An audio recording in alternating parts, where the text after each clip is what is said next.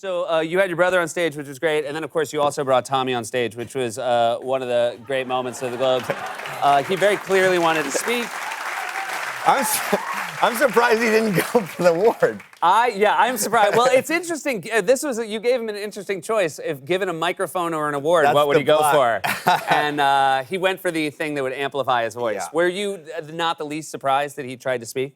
No, I'm not surprised. But look, it's a long time coming. He kept saying to me, because like with Tommy, what he does, if any other person did what he does, it would just end in pure disaster. But he somehow always turns disaster into something positive. And so here he is. What I said there was like 19 years before, he had been, stuck in limo traffic that was going to the Globes, and he was really upset. And it was one of the nights that he actually turned and was like, you know what, I show all them, I make my own movie, And there he is, 19 years later on the stage. It's really insane. And he kept saying to me all night afterwards, he's like, it's destiny, James. It's destiny. It's weird. It's really weird when things go right for crazy people, because then they think Believe me. Well, it's such a, and that's one of the magical things I loved about this story is it's an ironic success / tragedy where his movie is still being watched today, 15 years later. Mm-hmm. On the other hand, as a creative person, usually one of the ways you learn is you try to do, you're aiming for something, you make some mistakes and you realize, I didn't go where I wanted to go, maybe I should change some things. He did that.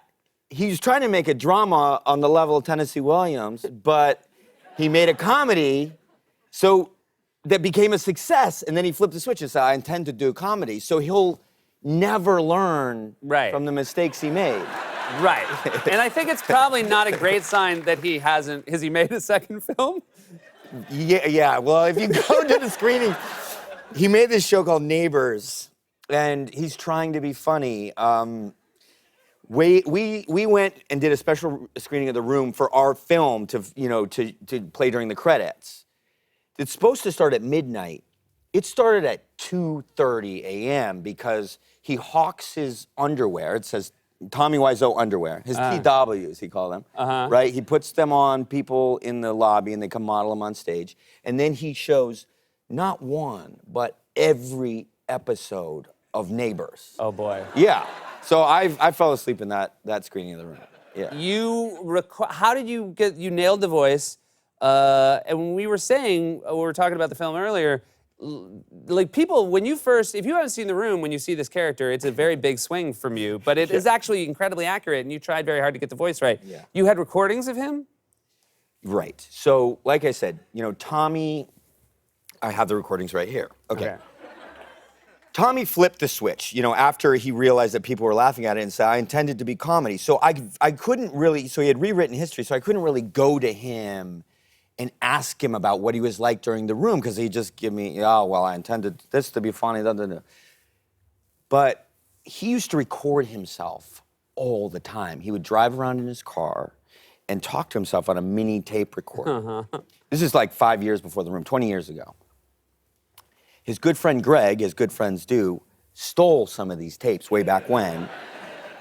And then when I was gonna get ready for it, he had digitized them and he sent them to me. And they're incredible. And it's Tommy, complaining about acting teachers, and you can see it was like I got his journal, but the audiobook version. And so here's a little thing. This is him talking about an acting teacher. He gave me actually a tape.